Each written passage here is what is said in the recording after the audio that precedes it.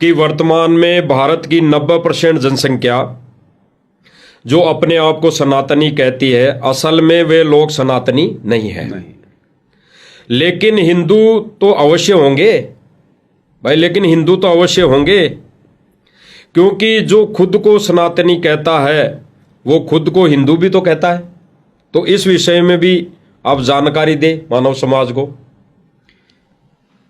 देखिए, मैंने आपको पहले बताया कि जितने भी हिंदू भाई बहन हैं उन सब ने केवल एक ठप्पा लगा रखा है कि मैं हिंदू हूं, मैं सनातनी हूं, जबकि मैं आपको बता चुका हूं कि ना वो सनातन की परिभाषा से परिचित हैं, ना वो हिंदू की परिभाषा से परिचित हैं। अब हिंदू की क्या परिभाषा है?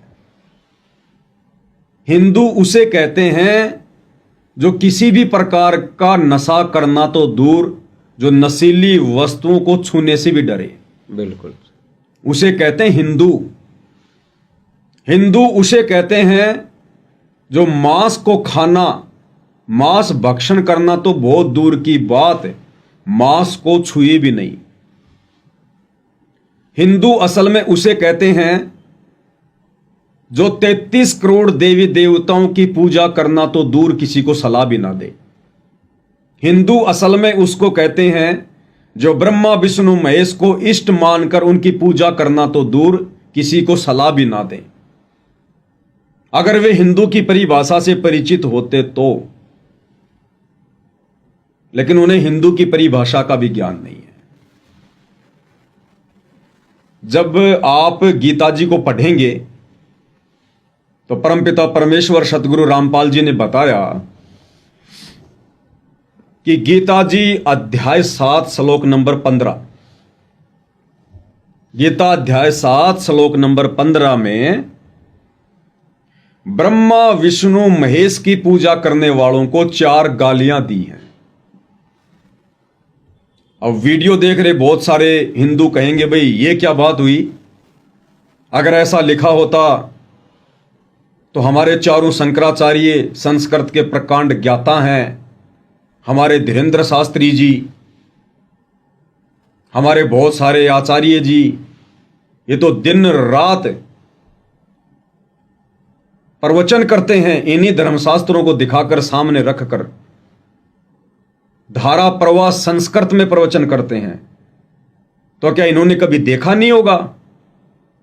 देखा है तो इन्होंने फिर बताया क्यों नहीं? तो कजोड़ जी, इन्होंने वेद जरूर पढ़े हैं, गीता जी जरूर पढ़ी है, लेकिन ये वेद और गीता जी कोई कॉमिक्स नहीं है, कोई चुटकुलों की पुस्तक नहीं है जो पढ़ते ही समझ में आ जाएगी। पहली बात तो चारों वेदों को पढ़ना, उनका निष्कर्ष निकालना महाभारत है, और चारों वेदों का सार यानी निष्कर्ष गीता जी। तो गीता जी कितनी सांकेतिक होगी, कितने कोड वर्ड में होगी। इसलिए गीता जी को समझाने वाला पूरे विश्व में एक समय में केवल एक ही धर्मगुरु होता है, केवल एक ही धर्मगुरु, और वो धर्मगुरु वर्तमान में पृथ्वी पर सतगुरु रामपाल जी हैं। इनके अलावा इन वेदों को सतयुग से हमारे ऋषि महर्षि पढ़ रहे हैं। इन वेदों को आज तक ना तो वशिष्ठ जी समझ पाए जो कि श्री रामचंद्र जी के गुरु थे, इन वेदों को ना ही श्री दुर्वासा जी समझ पाए जो कि श्री कृष्ण जी के गुरु थे। फिर बाकी छोटे मोटे आचार्य संत महंत, इनके बेचारों की औकात ही क्या है? अगर ये लोग समझ चुके होते तो आज धार्मिकता में हम लोगों का स्तर इतना नीचे नहीं होता, आज ये हिंदू मुस्लिम सिख ईसाई नहीं बने होते, आज हमारा देश और विश्व जातियों में नहीं बटा होता, टुकड़ों में नहीं बटा होता, छोटी छोटी बातों पर लड़ाई झगड़े नहीं होते,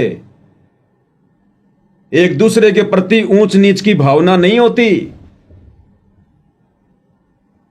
लेकिन आज से पहले साधु संत महात्मा ऋषि इन वेदों को समझ नहीं पाए। एकमात्र संस्कृत को पढ़ लेना या संस्कृत भाषा का ज्ञान हो जाना यह साबित नहीं करता कि आप जी विद्वान हैं। एक भाषा विशेष को पढ़ लेने से कोई विद्वान नहीं होता। जिस प्रकार एक 5वीं कक्षा का बच्चा है, उसको हिंदी अच्छे से पढ़नी आ जाती है, और पीएचडी की पुस्तकें भी हिंदी में होती हैं।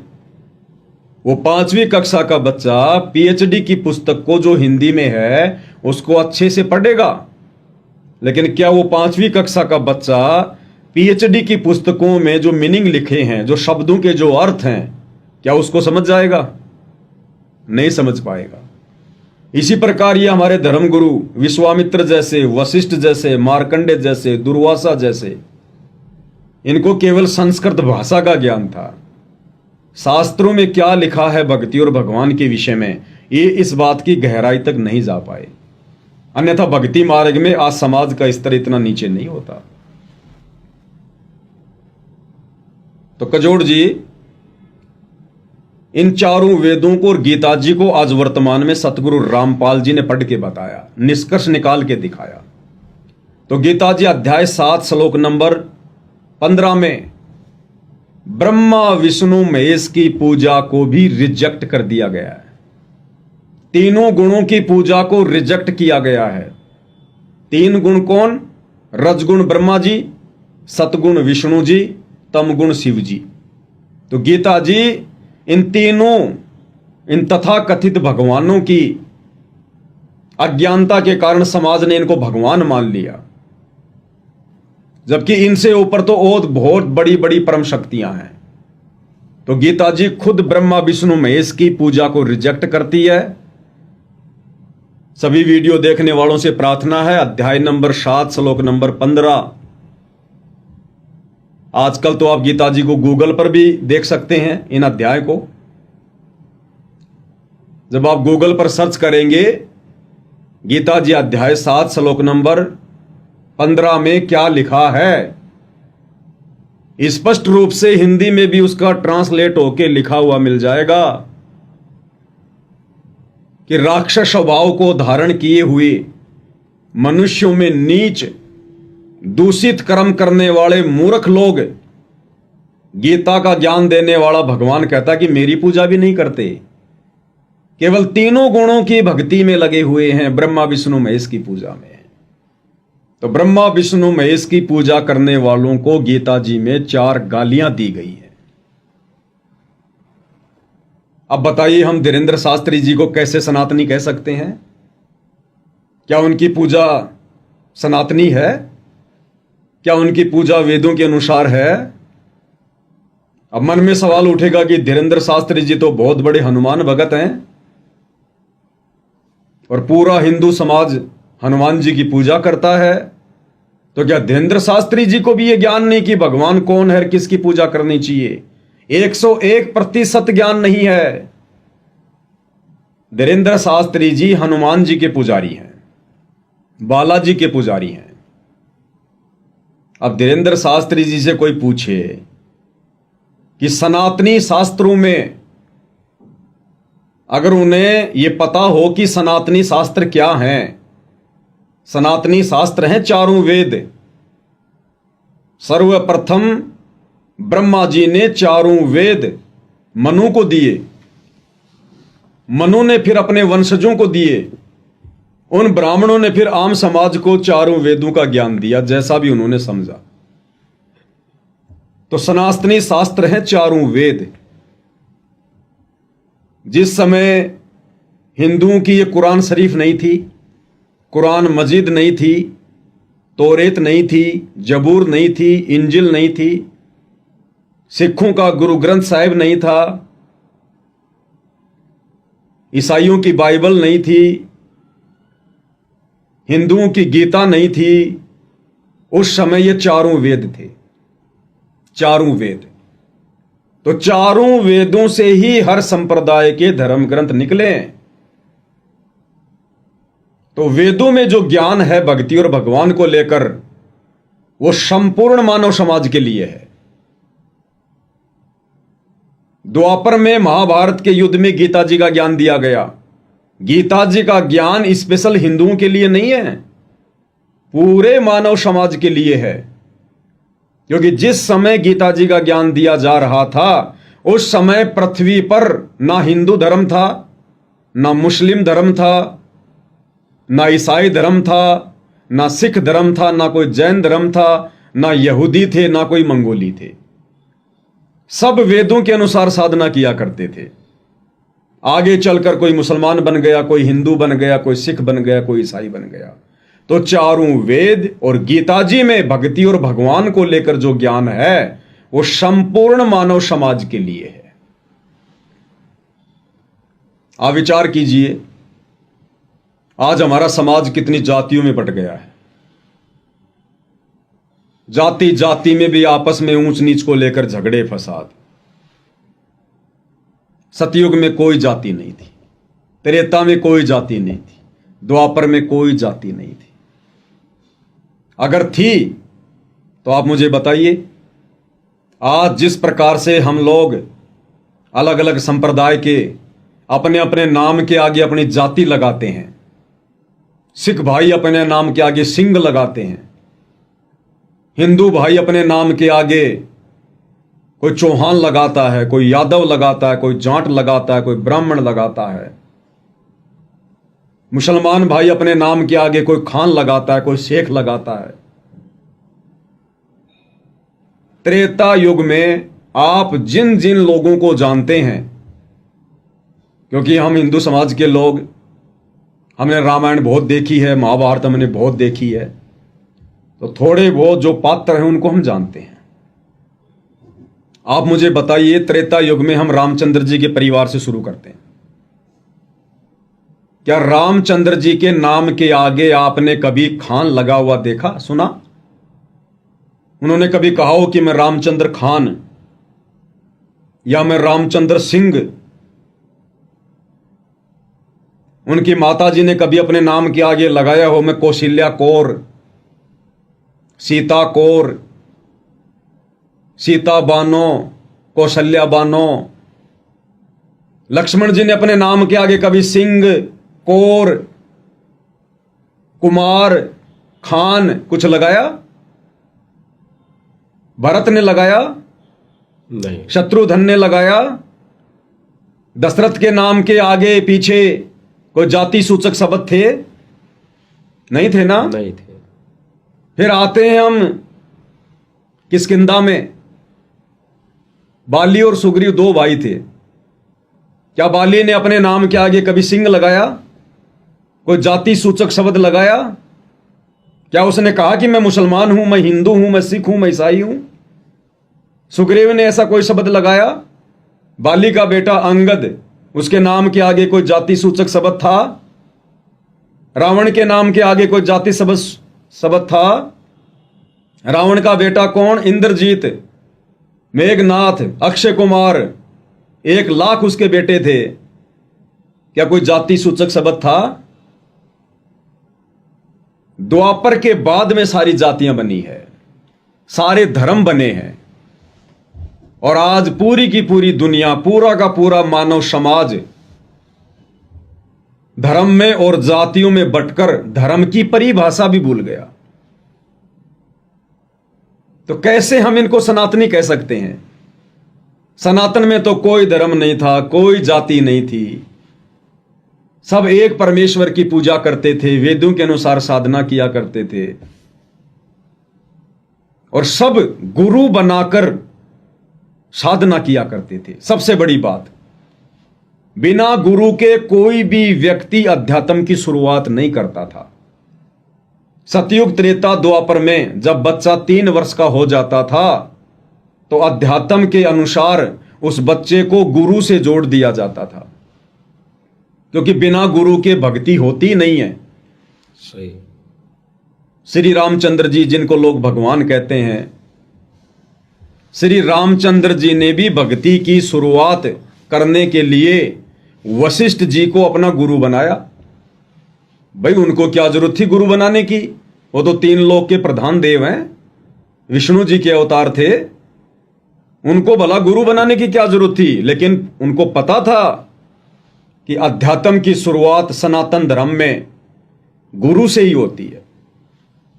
श्री कृष्ण जी द्वापर में आए, वो भी 3 लोक के देव हैं, प्रधान शक्ति हैं, उन्होंने भी दुर्वासा जी को अपना आध्यात्मिक गुरु बनाया। श्री कृष्ण जी के सतगुरु रामपाल जी ने 2 गुरु बताए। श्री कृष्ण जी का एक गुरु था संदीपनी, जो केवल उनको अक्षर ज्ञान की जानकारी देता था, और श्री कृष्ण जी के धार्मिक गुरु थे श्री दुर्वासा जी। तो श्री कृष्ण जी ने भी गुरु बनाकर भक्ति की शुरुआत की। फिर आज का सनातनी, आज का हिंदू कौन सी खेत की मूली है जो बिना गुरु बनाए मंदिरों में जा जाके, तीर्थों पे जा जाके अपनी मुक्ति करवा लेगा, 84 लाख योनियों से बच निकलेगा। तो असल में वर्तमान में लोग अध्यात्म की परिभाषा ही भूल चुके हैं, लोग हिंदू की परिभाषा ही भूल चुके हैं। आज हिंदू समाज में पहले तो यह कहा जाता था कि बेशक कोई घर बचा हो, बेशक कोई गांव बचा हो, लेकिन कोई घर नहीं बचा जहां पर शराब का इस्तेमाल ना होता हो, बीड़ी, सिगरेट, हुक्का, तमाकू, जर्दा, इनका इस्तेमाल ना होता हो। और आज क्या हो गया, कोई इंसान बचा हो तो बचा हो, लेकिन घर नहीं बचा जिस घर में नशा ना हो, कोई व्यक्ति मांस भक्षण करने वाला ना हो। तो अध्यात्म का स्तर कितना नीचे गिर गया सनातनी पूजा को छोड़ने के कारण। तो हिंदू वो है जो नशे को छुए भी ना, नशा करना तो बहुत दूर की बात है।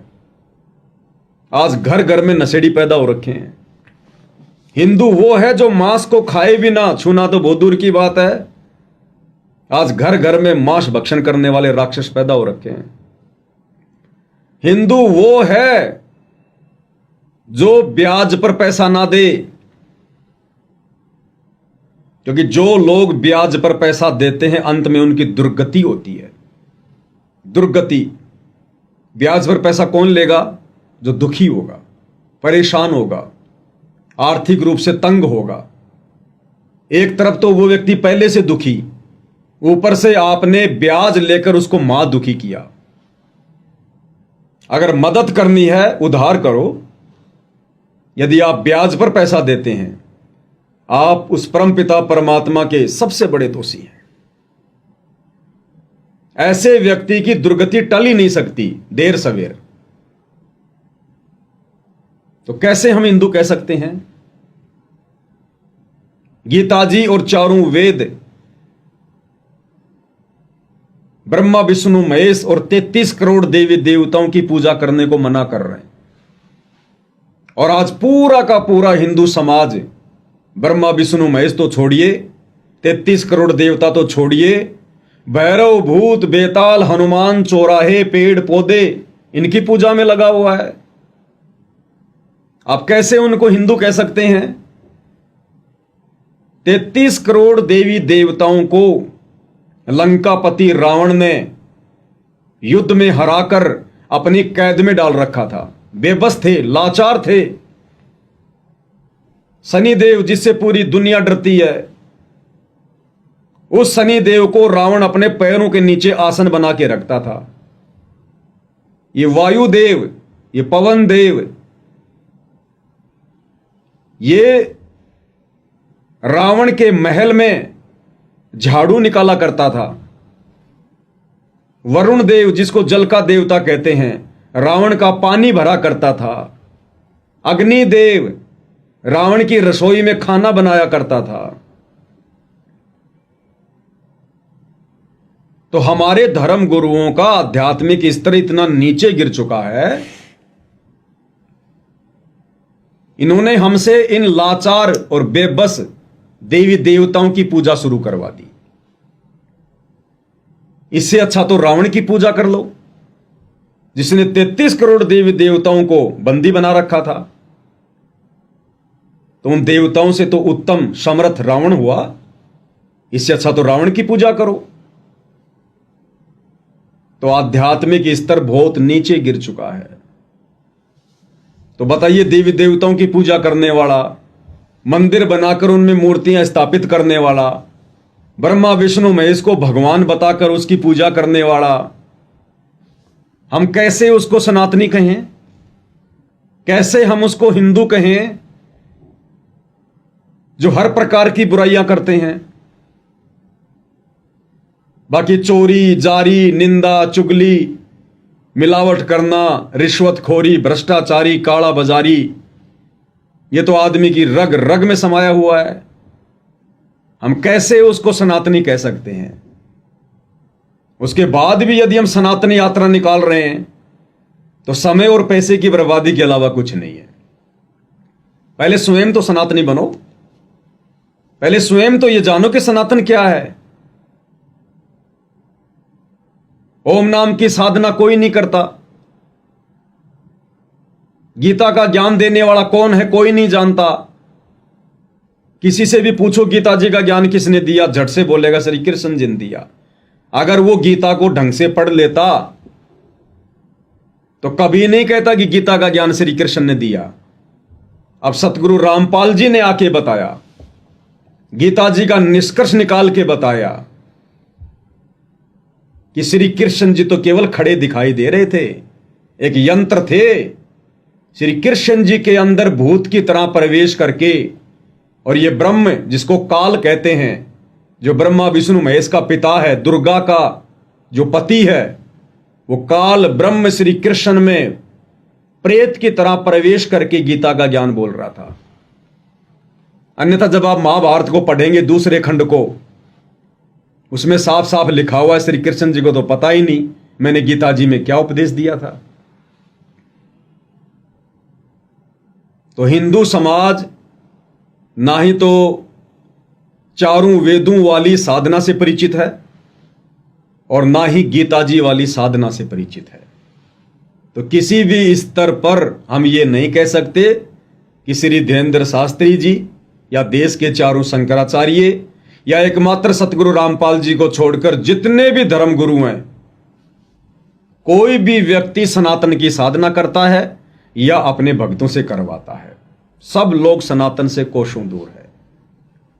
यह तो एक मान बढ़ाई की हवस है, बगुलों में हंस बनने की चाहत है, जो सनातन का झंडा उठा के अपना नाम रोशन करने के लिए जो इस प्रकार की यात्राएं निकाल रहे हैं, रैलियां निकाल रहे हैं। आप इस सनातन रैली में जाके देखिए, अगर आपको मौका मिले तो हर एक के मुंह में गुटखा होगा, जर्दा होगा, कोई दारू का ठेका आ गया तो कोई बियर पीने से नहीं चुकेगा, शराब की घूंट लगाने से नहीं चुकेगा, और उसके बाद भी कह रहे हैं कि हम सनातनी हैं।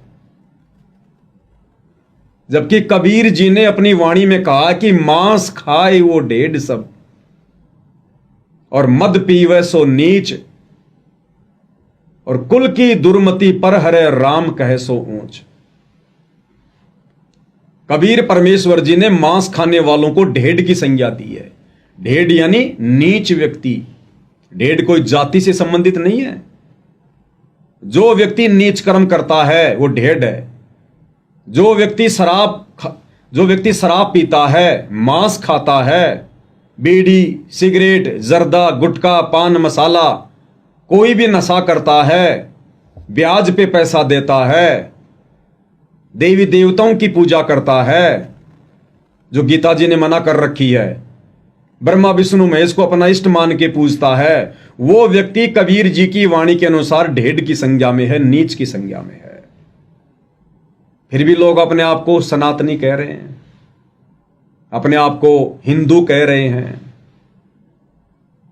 अब धीरेन्द्र शास्त्री जी बालाजी की पूजा करते हैं, हनुमान जी को अपना इष्ट मानते हैं। क्या हनुमान जी की पूजा का या हनुमान जी के भी इष्ट श्री रामचंद्र जी की पूजा का हमारे चारों वेदों में कोई प्रमाण है? क्या कोई भी धर्मगुरु ये साबित कर सकता है कि चारों वेदों में दशरथ पुत्र श्री रामचंद्र जी की पूजा करने का विधान है? पूरी गीता जी में क्या कोई भी धर्मगुरु ये साबित कर सकता है कि श्री रामचंद्र जी की या हनुमान जी की पूजा करने का विधान है?